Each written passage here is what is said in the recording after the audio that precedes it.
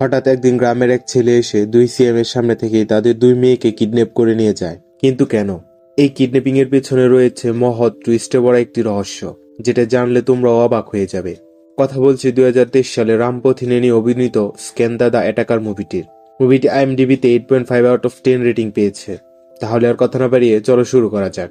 মুভির শুরুতে আমরা হায়দ্রাবাদের একটি কোর্টের সিন দেখি, যেখানে রামকৃষ্ণ রাও নামক এক ব্যক্তির বিচার কার্য চলছে।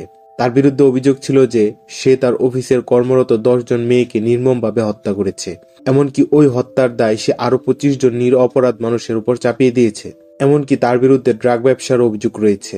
বাহিরে সাধারণ জনগণ তার উপর ক্ষিপ্ত হয়ে আছে। তারা যদি তাকে হাতে পায় তাহলে ছিঁড়ে ফিরে খাবে। এদিকে রামকৃষ্ণ রাও আদালতে তার বিরুদ্ধে আনা সকল অভিযোগ স্বীকার করে নেয়, যার ফলে বিচারপতি তার ফাঁসির রায় দেয়। অন্যদিকে হাসপাতালে আমরা তার মেয়ে পারিণীতাকে দেখি। পারিণীতা সেখানে কোমায় ছিল। সে টিভিতে তার বাবার ফাঁসির রায় শুনে রেসপন্স করে। ডাক্তাররা তাকে ইনজেকশন দিয়ে শান্ত করে। এরপর একদিন জেলে রামকৃষ্ণের সাথে তার উকিল দেখা করতে আসে। তখন জেলার রামকৃষ্ণকে বলে, যদি ভুলভাল কিছু করিস তাহলে তোর মেয়ে আর বেঁচে থাকবে না। এখানেই আমরা বুঝতে পারি যে কেউ রামকৃষ্ণের উপর সকল অভিযোগ জোর করে চাপিয়ে দিয়েছে।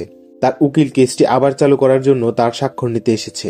তখন রামকৃষ্ণ বলে, আমার কাছে আমার চেয়ে আমার মেয়ের জীবন অনেক দামি, এবং উকিলকে বলে এখান থেকে চলে যেতে। তখন উকিল বলে, আপনি চুপ করে থাকলেও ঈশ্বর সবকিছু দেখছে। সে কাউকে না কাউকে অবশ্যই পাঠাবে আপনাদেরকে সাহায্য করার জন্য। তারপর আমরা ভারতের আন্ধ্রপ্রদেশের সিএম প্রতাপ সিং রাথোরের মেয়ে প্রিয়ার বিয়ের অনুষ্ঠানের সিন দেখি। সেখানে দেশের অনেক গণ্যমান্য ব্যক্তিবর্গরাও এসেছেন। সেখানে পার্শ্ববর্তী প্রদেশের সিএম রঞ্জিতের ছেলেও এসেছিল। সে প্রতাপকে বলে তার বাবা জরুরি একটি মিটিং এর জন্য আসতে পারেনি। প্রতাপ আর রঞ্জিত দুই প্রদেশের সিএম হলেও তারা বেশ ভালো বন্ধু, এমনকি তারা ক্রাইম পার্টনারও। বিয়ের অনুষ্ঠান শুরু হওয়ার কিছুক্ষণ আগে প্রতাপের এক লোক তাকে জানায় রঞ্জিতের ছেলে তার মেয়েকে নিয়ে পালিয়ে গেছে। এরপর প্রতাপ ভেতরে গিয়ে দেখে তার চাচা সবার উপর চিল্লাচ্ছেন। তিনি প্রতাপকে বলেন প্রিয়া তাদের মান সম্মান ডুবিয়ে দিয়ে চলে গেছে। প্রতাপ কিছুক্ষণ কিছু ভেবে পুরো পরিবারের সামনে তার চাচার ঘাড় মুড়িয়ে মেরে ফেলে। তারপর প্রতাপ বাহিরে এসে সবার সামনে বলে বিয়েতে তার চাচা অনেক খুশি ছিলেন, এবং ওই খুশিতেই তিনি হার্ট অ্যাটাক করে মারা গেছেন। তাই আজকে আর বিয়েটা হবে না। প্রতাপ নিজের মান সম্মান বাঁচাতে তার চাচাকে মেরে এখানে মিথ্যা কথা বলেছে। তারপর সবাই সেখান থেকে চলে যায়। এরপর আমরা রঞ্জিতের বাসার সিন দেখি। সেখানে আমরা পাটেলা নামের এক সন্ত্রাসকেও দেখতে পাই। পাটেলা রঞ্জিতের জন্য অনেক অন্যায় কাজ করত। নির্বাচনের সময় রঞ্জিতের বিরুদ্ধে যারা দাঁড়াতো, পাটেলা তাদের সবাইকেই হত্যা করেছে। আজ সে রঞ্জিতের মাথার উপরই চড়ে বসে আছে। তাই রঞ্জিত পাটেলাকে সেখানেই মেরে ফেলে। তারপর রঞ্জিতের কাছে প্রতাপের ফোন আসে। রঞ্জিত তার ছেলের কর্মকাণ্ড তখনও জানতো না। তাই সে প্রতাপকে প্রশ্ন করে বিয়ের অনুষ্ঠান কেমন চলছে। তখনই প্রতাপ উচ্চস্বরে বলে, কিভাবে ভালো হবে? তুই তোর ছেলেকে পাঠিয়েছিস আমার মেয়েকে নিয়ে যাওয়ার জন্য। সবার সামনে নিজের মান সম্মান বাঁচানোর জন্য নিজ হাতে নিজের চাচাকে মেরে ফেলেছি। প্রতাপ আরো বলে, তোর রাজ্যে এসে তোর ভাষায় ঢুকে তোকে আর তোর ছেলেকে মারবো। এটা শুনে রঞ্জিত রেগে যায়। রঞ্জিতও চ্যালেঞ্জ করে, তুই বাসায় কি? তুই আমার রাজ্যের বর্ডার ক্রস করে দেখা। তারপর রঞ্জিত তার ছেলেকে বলে এ ব্যাপারে তাকে আগে কেন কিছু জানায়নি। তখন প্রিয়া বলে তার বাবা কখনোই অন্য প্রদেশের ছেলের সাথে তার বিয়ে দিবে না, তাই তারা কাউকে কিছু বলেনি। রঞ্জিত তাদেরকে ভিতরে যেতে বলে এবং ডিআইজিকে বলে যে প্রতাপরা যেন বর্ডার ক্রস করতে না পারে। অন্যদিকে প্রতাপ জ্যাকাব নামক এক ভয়ঙ্কর সন্ত্রাসকে পাঠায় রঞ্জিত ও তার ছেলেকে মেরে তার মেয়েকে নিয়ে আসতে। এরপরই আমরা জ্যাকাবকে দেখতে পাই। সে একটি জায়গায় এসে সেখান থেকে একটি রাইফেল কিনে। পরের দিন রঞ্জিতের রাজ্যে একটি মেলা ছিল। রঞ্জিত তার ছেলেকে নিয়ে সেখানে এসেছিল। জ্যাকাবও সেখানে স্নাইপার নিয়ে আসে রঞ্জিতের মারার জন্য। সেই মেলাতে ষাঁড়ের লড়াইয়ের প্রতিযোগিতা ছিল। ভাস্কর নামের এক ছেলেও সেখানে তার ষাঁড় নিয়ে আসে প্রতিযোগিতায় অংশগ্রহণ করার জন্য, এবং সে সেই প্রতিযোগিতায় জিতেও যায়। অন্যদিকে রঞ্জিতের সামনে বারবার লোক চলে আসায় জ্যাকাব তাকে মারতে পারে না, যার ফলে রঞ্জিত ও তার ছেলে বেঁচে যায়। এরপর আমরা রঞ্জিতের মেয়ে শ্রীলীলাকে দেখি। সে আর 5 জন সাধারণ মানুষদের মতোই থাকতে চায়। সিএম এর মেয়ে হওয়া সত্ত্বেও সে সিকিউরিটি নিয়ে থাকতে চায় না। তাই সে নিজের কলেজের বন্ধুদেরও বলেনি যে সে সিএম এর মেয়ে। আমরা আরো দেখি ভাস্কর আর লীলা একটি কলেজে পড়ালেখা করে, এমনকি তারা ক্লাসমেটও বটে। তারা দুজনেই পলিটিক্যাল সায়েন্সের স্টুডেন্ট। টিচার প্রথম ক্লাসে এসে সবাইকে একে একে প্রশ্ন করে তারা কে কি হতে চায়। লীলাকে প্রশ্ন করলে লীলা বলে সে অ্যাক্টিভিস্ট হতে চায়। সে একটি ভালো সমাজ গড়তে চায়, যেখানে ধনী গরিব কোনো ভেদাভেদ থাকবে না, সবাই একে অপরকে সাহায্য করবে। এরপর টিচার ভাস্করকে প্রশ্ন করলে ভাস্কর বলে সে সিএম হতে চায়। কারণ জানতে চাইলে ভাস্কর বলে পাওয়ার। যখন খুশি ট্রাফিক বন্ধও চালু করতে পারবো, ড্রিঙ্ক এন্ড ড্রাইভ করলেও পুলিশ ধরতে পারবে না। এমনকি নিজের জন্মদিন আসলে পুরো রাজ্য তার জন্মদিন পালন করবে, আর সব খরচ সরকারের পকেট থেকে যাবে। টিচার বলে তুমি সিএম কিভাবে হবে। ভাস্কর বলে ভয় দেখাবো, ব্ল্যাকমেইল করব, দরকার হলে মেরেও ফেলবো। আমাদের বর্তমান সিএম তো এভাবেই সিএম হয়েছেন। লীলা এগুলো শুনে ভাস্করের উপর রেগে যায়। ক্লাসের শেষে লীলা ভাস্করকে প্রশ্ন করে সে সিএম সম্পর্কে এমন খারাপ খারাপ কথা কেন বলেছে। ভাস্কর বলে আমি আমার হবু শ্বশুর সম্পর্কে যা খুশি বলি, তাতে তোমার কি। এটা শুনে লীলা আরো চমকে যায়। লীলা বলে কখনো কি তুমি সিএম এর মেয়েকে দেখেছো। ভাস্কর বলে সিএম এর মেয়ে তো আমার জন্য পাগল, সে সব সময় আমার পিছন ঘুরঘুর করে। ভাস্করের এসব আবিজাবি কথা শুনে লীলা আরো রেগে যেতে থাকে। এরপর রাগে বাসায় গিয়ে সে চিল্লাচিল্লি করতে থাকে। প্রিয়া লীলাকে বলে এখানে চিল্লাচিল্লি না করে পাবে চলো। এরপরই তারা একটি পাবে যায়। সেখানে গিয়ে লীলা কিছুটা সাদা পানি খেয়ে ভালো ফিল করতে থাকে। আমরা দেখি ভাস্করও সে পাবে চলে এসেছে। ভাস্করকে দেখে এবং তার আচরণে লীলা আবার ইরিটেট হতে থাকে। এদিকে জেকাব ওই পাবে চলে আসে রঞ্জিতের ছেলে মেয়েদের মারার জন্য। জেকাব যখনই রঞ্জিতের ছেলের উপর গুলি করতে যাবে তখনই ভাস্কর তার সামনে চলে আসে। জেকাব আবার একটি চান্স পেয়ে গুলি করতে গেলে ভাস্করের বাইকটি জেকাবের গাড়ির সাথে এসে ধাক্কা খায়, যার ফলে জেকাব ওই চান্সও মিস করে। এদিকে লীলারাও গাড়িতে উঠে পাপ থেকে বেরিয়ে যায়। এরপর আমরা আবার হাসপাতালের সিন দেখি। প্রদীপ মালহোত্রা নামের এক লোক পারিণীতার কাছে এসেছে। ডাক্তার তাকে বলে পারিণীতা কোনো ওষুধে রেসপন্স করছে না। তখন প্রদীপ জেলে রামকৃষ্ণের কাছে ভিডিও কল করে। প্রদীপ রামকে তার মেয়ের অবস্থা জানায় এবং বলে যদি তোমার মেয়ে তোমার কথায় কোনো রেসপন্স না করে তাহলে তাকে আর বাঁচানো সম্ভব হবে না। তখনই রামকৃষ্ণ তার মেয়ের সাথে কথা বলে। পারিণীতা বাবার কথায় রেসপন্স করতে শুরু করে। তখনই প্রদীপ কলটি কেটে দেয়। এখানে আমরা বুঝতে পারি পারিণীতার এই অবস্থার পিছনে হয়তো কোনো না কোনোভাবে প্রদীপও জড়িত রয়েছে। অন্যদিকে ডিজিপি রঞ্জিতের কাছে এসে বলে রাজ্যে নতুন একটি ক্রিমিনাল গ্যাং ঢুকেছে। তারা মেলায় এবং পাবে আপনাকে ও আপনার সন্তানদেরকে হত্যা করার চেষ্টা করেছে। ডিজিপি আরো বলে আমাদের সন্দেহ তাদের হয়তো সিএম প্রতাপই পাঠিয়েছে। এতে রঞ্জিত অনেকটাই রেগে প্রতাপকে ফোন করে বলে কাল তোর মেয়ে আর আমার ছেলের এঙ্গেজমেন্ট। রঞ্জিত প্রতাপকে চ্যালেঞ্জ করে বলে পারলে এঙ্গেজমেন্ট ঠিকিয়ে দেখা। প্রতাপের চাচি প্রতাপকে বলে পরিবারের মান সম্মান বাঁচানোর জন্য নিজের চাচাকে মেরেছিস, এখন উনি তো আর ফিরে আসবে না, অন্তত মান সম্মান তো ফিরিয়ে আন। প্রতাপ তার চাচিকে বলে আমি যাকে পাঠিয়েছি সে অনেক ভয়ানক একজন সন্ত্রাস, আমার উপর বিশ্বাস রাখেন, কালই আমাদের মেয়ে বাসায় আসবে। অন্যদিকে পুলিশেরা জেকাবের আড্ডায় হামলা করে এবং তার সকল লোককে মেরে ফেলে। তাকে মারধর করে রঞ্জিতকে ভিডিও কল করে বলে এর কি করবে। রঞ্জিত বলে তাকে জীবিত ধরে তার কাছে নিয়ে আসতে। পরের দিন রঞ্জিতের বাসায় ফুল সিকিউরিটির মাঝে এঙ্গেজমেন্টের আয়োজন করা হয়। রঞ্জিত প্রতাপকে লাইভের মাধ্যমে এঙ্গেজমেন্টের অনুষ্ঠান দেখাতে থাকে। ডিজিপি জেকাবকে সেখানে নিয়ে আসলে তারা তাকে সেখানেই মেরে ফেলে। রঞ্জিত বলে বডিটি প্রতাপের কাছে পাঠিয়ে দিতে। তখনই সেখানে ইন্টেলিজেন্ট অফিসার এসে বলে প্রতাপ যাকে পাঠিয়েছে এই সেই জেকাব নয়, এ তো হলো পাটেলার ছোট ভাই। পাটেলার খুনের বদলা নেওয়ার জন্যই এতদিন সে আপনাদের মারার চেষ্টা করেছে। অফিসার আরো বলে সিএম প্রতাপ যাকে পাঠিয়েছে তার নাম জেকাব, সে অনেক ভয়ানক একজন সন্ত্রাস। তারপরে আমরা ফ্ল্যাশব্যাক দেখি। জেকাব যখন রঞ্জিতদের মারার জন্য যাচ্ছিল তখনই পথে ভাস্কর তাদের উপর হামলা করে। এখানে আমরা ভাস্করের সম্পূর্ণ আলাদা এক চেহারা দেখি। ভাস্করের এই চেহারা সবাই মনে রাখবেন, কারণ এ নিয়ে মুভির শেষে অনেক বড় একটি টুইস্ট রয়েছে। ভাস্কর জেকাব সহ তার পুরো দলকে মেরে ফেলে। প্রতাপ একথা জানতে পেরে ভাস্করকে তার কাছে ডেকে পাঠায়। প্রতাপ ভাস্করকে বলে তার হয়ে রঞ্জিত ও তার ছেলেকে মেরে ফেলতে। প্রতাপ আরো বলে যদি তুমি ওদের মেরে আমার মেয়েকে নিয়ে আসো তাহলে আমি তোমাকে আমার পুরো সম্পত্তির অর্ধেক দিয়ে দেব। ভাস্কর প্রতাপকে বলে সম্পত্তির পেপার রেডি করে রাখতে। অন্যদিকে রঞ্জিতরাও ভাস্করের সম্পর্কে জেনে বলে আসতে দাও তাকে মেরেই এই অনুষ্ঠান শেষ করব। তখনই সেখানে ভাস্কর এন্ট্রি করে। ভাস্কর একাই রঞ্জিতের পুরো সিকিউরিটির সাথে ফাইট করে তাদেরকে মেরে ফেলতে থাকে এবং শেষে ভাস্কর যখন রঞ্জিতের ভাইকে মারতে যাবে তখনই রঞ্জিত ভাস্করকে বলে তার ভাইকে ছেড়ে দিতে এবং প্রতাপের মেয়েকে নিয়ে যেতে। প্রতাপ লাইভে রঞ্জিতের এই অবস্থা দেখে অনেক খুশি হয়। তারপরে ভাস্কর সবাইকে চমকে দিয়ে প্রতাপের মেয়ে প্রিয়ার বদলে রঞ্জিতের মেয়ে লীলার হাত ধরে। রঞ্জিত বলে আরে এটা তো আমার মেয়ে, একে কেন ধরেছ। তখন ভাস্কর বলে তোর কি মনে হয় আমি এইসব করেছি শুধু প্রতাপের মেয়েকে নিয়ে যাওয়ার জন্য? আমি এখানে এসেছি তোদের দুজনের মেয়েকেই তোদের সামনে থেকে নিয়ে যেতে। এটা শুনে রঞ্জিত ও প্রতাপ দুজনেই মারাত্মক চমকে যায়। ভাস্কর বলে তোরা নিজেদের স্বার্থসিদ্ধির জন্য অন্যের মেয়েদের ব্যবহার করে এসেছিস, এখন সময় এসেছে তোদেরকে উচিত শিক্ষা দেওয়ার। তোরা যতক্ষণ না তোদের অন্যায় কাজগুলো আবার ঠিক করছিস ততক্ষণ পর্যন্ত তোদের মেয়ে আমার কাছেই থাকবে, আর কেউ যদি আমার সামনে বাধা হয়ে দাঁড়ায় তাহলে তাকে আমি জানে শেষ করে দেব। এরপর রঞ্জিত ভাস্করের পরিচয় জানতে চায়। তখন ভাস্কর রামকৃষ্ণের নাম নেয়, যাকে আমরা মুভির প্রথমে দেখেছিলাম। রামকৃষ্ণের নাম শুনতেই প্রতাপ আর রঞ্জিত দুজনে ভীষণভাবে চমকে যায়। ততক্ষণে ভাস্করের হেলিকপ্টার চলে আসে আর ভাস্কর প্রিয়া আর লীলাকে নিয়ে সেখান থেকে চলে আসে। এরপর প্রতাপ আর রঞ্জিত আবার একসাথে হওয়ার সিদ্ধান্ত নেয়। রঞ্জিত বলে আমরা যদি আগের মতো এক হতাম তাহলে কেউই আমাদের সাথে এমন করার সাহস পেত না।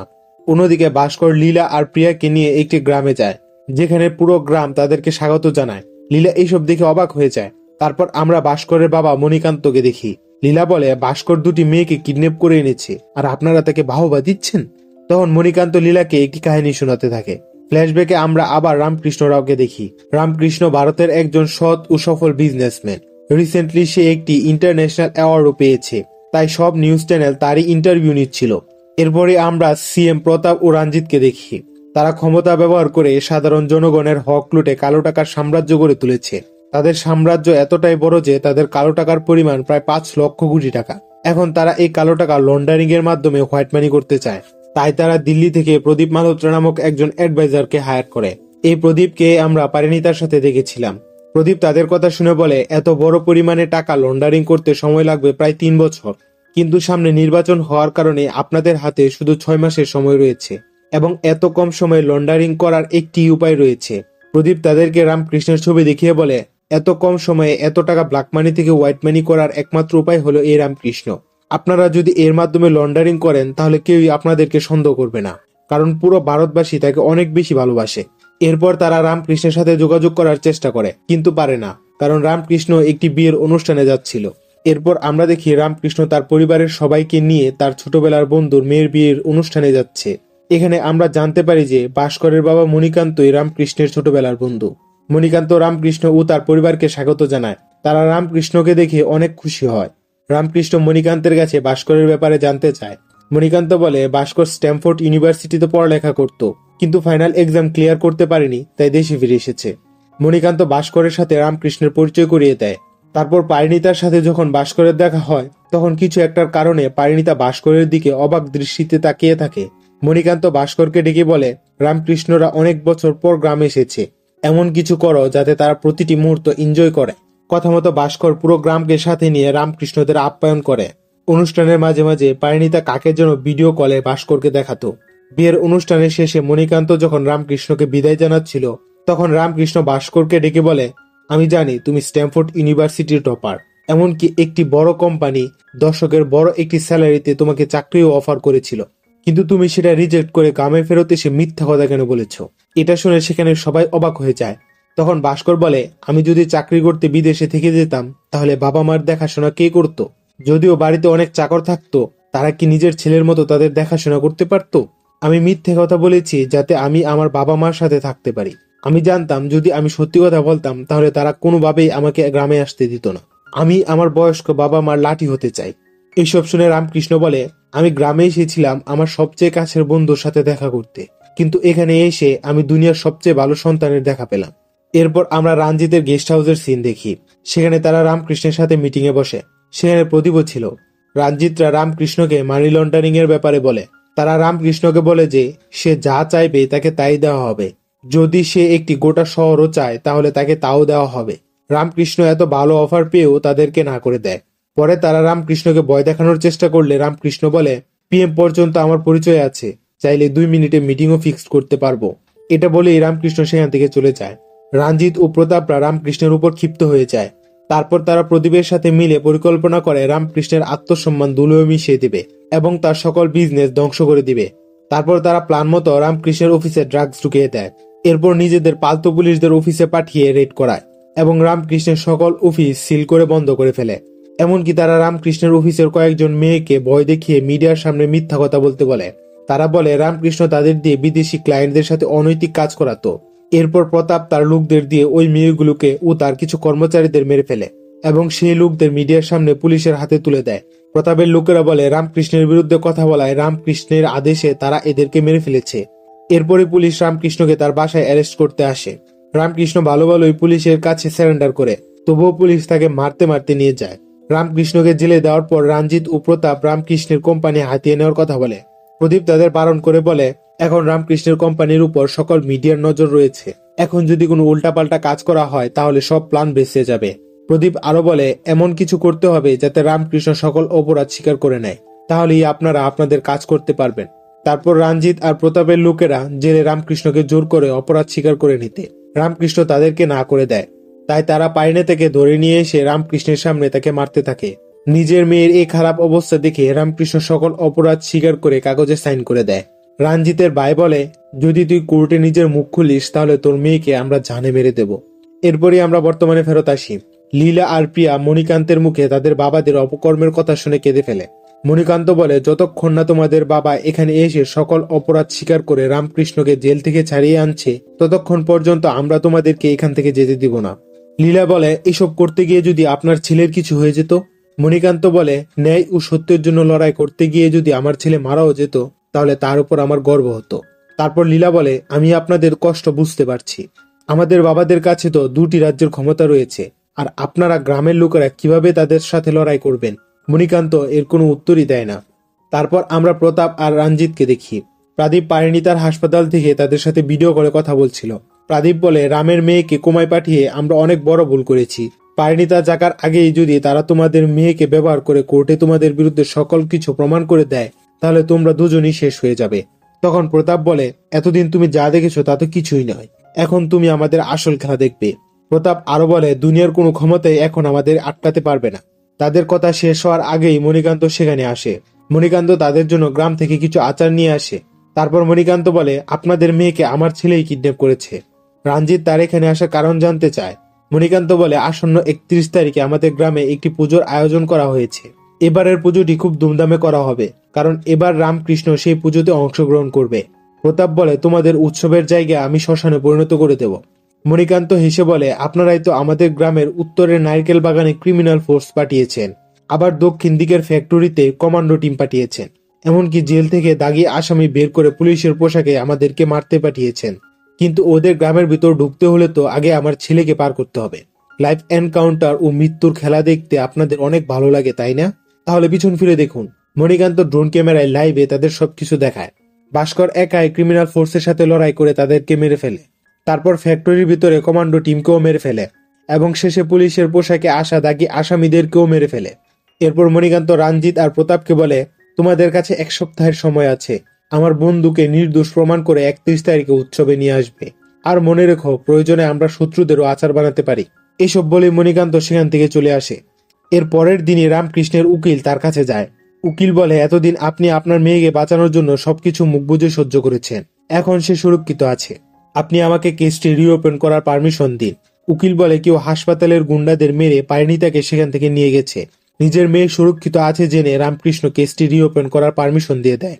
অন্যদিকে রঞ্জিতের ইন্টেলিজেন্ট অফিসার রঞ্জিতকে জানায়, কেউ হাসপাতাল থেকে পারিণীতাকে নিয়ে গেছে, এমনকি তাদের সাথে প্রদীপকেও কারা যেন কিডন্যাপ করেছে। আরো বলে, রামকৃষ্ণের কেসটি হাইকোর্টে রিওপেন করা হয়েছে। তার উকিলেরা এখন সত্য উন্মোচনের জন্য মরিয়া হয়ে উঠবে। আর একবার যদি রাম কোর্টের সত্যি কথা বলতে শুরু করে তাহলে শুধু কোর্ট নয়, পুরো পার্লামেন্টই আপনাদের বিরুদ্ধে চলে যাবে। যা করার আপনারা জলদি করুন। তারপর আমরা ভাস্করের গ্রামের সিন দেখি। সেখানে খুব ধুমধামে পুজোর আয়োজন করা হচ্ছে। তখনই রঞ্জিত ও প্রতাপ রামকৃষ্ণকে নিয়ে সেখানে হাজির হয়। সবাই রামকৃষ্ণকে দেখে অনেক খুশি হয়, কিন্তু তখনই রঞ্জিত আর প্রতাপের লোকেরা রামের উকিলকে মেরে ফেলে। প্রতাপ বলে, আমরা একে জেল থেকে বের করে এনেছি তোদের উৎসবে অংশগ্রহণের জন্য নয়। কাল যদি রাম কোর্টে আমাদের বিরুদ্ধে বয়ান দেয় তাহলে এর ফল কি হবে তা দেখাতে এনেছি। তারপর তারা একে একে গ্রামবাসীকে মারতে থাকে। এক পর্যায়ে মণিকান্তকে মারতে গেলে ভাস্কর তাদের বাধা দেয় এবং তাদের সাথে লড়াই করতে থাকে। তখন ভাস্করের সাথে রঞ্জিত ও প্রতাপের লোকদের সাথে তুমুল লড়াই হয়, কিন্তু এবারের লড়াইয়ে ভাস্কর আহত হয়ে যায়। রঞ্জিতের ভাই ও প্রতাপের লোক যখন ভাস্করকে মারতে যায় তখন লীলা আর প্রিয়া তাদের বাবার কাছে ভাস্করকে ছেড়ে দিতে বলে, কিন্তু তারা শোনে না। তখনই সেখানে ভাস্করের মতো দেখতে আরেকজন চলে আসে এবং সে একে একে রঞ্জিত ও প্রতাপের লোকদেরকে মারতে থাকে। একে দেখে রঞ্জিত ও প্রতাপের মাথা কাজ করছিল না। কে এই ছেলেটি? আমিও একদম অবাক হয়ে গিয়েছিলাম। মনে আছে জেকাবের সাথে ফাইটের সিনে ভাস্করের চেহারার কথা? আসলে সেটা ছিল এই ছেলেটি। এখন আস্তে আস্তে আপনাদের কনফিউশন দূর হবে। ছেলেটি তার সাথে রামের মেয়ে পারিণীতা ও প্রদীপকে নিয়ে আসে। এই ছেলেটি হাসপাতাল থেকে পারিণীতাকে বের করেছে এবং এই প্রদীপকে কিডন্যাপ করেছিল। ছেলেটি সবাইকে একে একে মারতে থাকে। তখন প্রতাপ বলে, এই সবকিছু রাম ও তার পরিবারের জন্য হচ্ছে, সবার আগে এদেরকে মেরে ফেল। রঞ্জিতের ভাই আর প্রতাপের লোক যখন রামকৃষ্ণদের মারতে যায় তখন ছেলেটি তাদেরকেও মেরে ফেলে। সব গুন্ডাদের মেরে ছেলেটি রঞ্জিত ও প্রতাপের উপরও হামলা করে। এখানেই আমরা জানতে পারি এই ছেলেটিকে পারিণীতা আগে থেকেই চিনত, এমনকি তারা একে অপরকে ভালোবাসে। তাই পারিণীতা গ্রামে এসে ভাস্করকে দেখে অবাক হয়ে গিয়েছিল। পারিণীতা ছেলেটিকে ভাস্করের সম্পর্কে জানায় আর বলে একদিন ভাস্করের সাথে তার দেখা করিয়ে দেবে। তারপর রামের ঘটনার কারণে তার সাথে পারিণীতার যোগাযোগ বন্ধ হয়ে যায়। তারপর সে পারিণী থেকে খুঁজতে লেগে পড়ে। এক পর্যায়ে সে সবকিছু জানতে পারে। তখন তার সাথে ভাস্করেরও দেখা হয়। তারপর তারা দুজন মিলে প্ল্যান করে এই সব কিছু করেছে। রঞ্জিত ও প্রতাপ হাত জোর করে তাদের অপকর্মের জন্য মাফ চাইতে থাকে। তখনই সেখানে মিডিয়ার লোকেরা চলে আসে। ছেলেটি তাদেরকে বলে মিডিয়ার সামনে সকল সত্যি কথা বলে দিতে। রঞ্জিত ও প্রতাপ মিডিয়ার সামনে তাদের সকল অপকর্মের কথা স্বীকার করে। তখনই রঞ্জিতের ইন্টেলিজেন্ট অফিসার সেখানে এসে বলে মরক্কোতে ড্যানিয়েল নামের একটি মাফিয়া ডন রয়েছে। গত 30 বছর যাবৎ সে সেখানকার সন্ত্রাসদের উপর রাজ করে আসছিল। কেউ কখনোই তাকে ছুতে পারেনি। আর এই ছেলেটি ওই ডনকেও মেরে ফেলেছে। রঞ্জিত আর প্রতাপ ছেলেটির সম্পর্কে এসব কথা শুনে চমকে ওঠে। এখানেই মুভিটি শেষ হয়ে যায়। ফাইনালি রামকৃষ্ণ ন্যায় বিচার পায় এবং রঞ্জিত ও প্রতাপ তাদের কাজের জন্য শাস্তি পায়। কথায় আছে না, সত্যের জয় একদিন না একদিন হবেই। এবং এই ছেলেটির পরিচয় আমরা মুভিটির নেক্সট পার্টে জানতে পারবো। তো বন্ধুরা, ভিডিওটি কেমন লেগেছে তা কমেন্ট করে জানাবে। যদি ভিডিওটি পছন্দ করে থাকো তাহলে একটি লাইক দিয়ে যাবে। আর অবশ্যই চ্যানেলটি সাবস্ক্রাইব করে পাশে থাকবে। ধন্যবাদ।